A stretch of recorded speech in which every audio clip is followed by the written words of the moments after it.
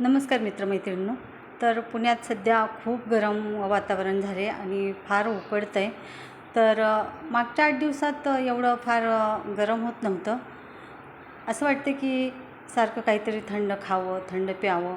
तर मी फ्रीज उघडून पाहिला तर फ्रीजमध्ये मला दही मिळालं.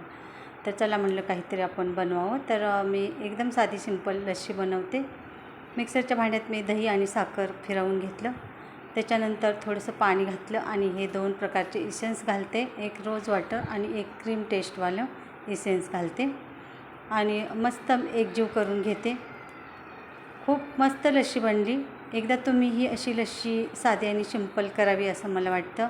खूप टेस्टी लस्सी बनली आणि लस्सी पिल्यानंतर खूप छान वाटलं मला. ही लस्सी बनवण्यासाठी मला काही जास्त त्रास नाही वाटला. एकदम साधी आणि सिंपल पटकन झाली, पण फारच टेस्टी. तर अशी लस्सी नक्की बनवून प्या.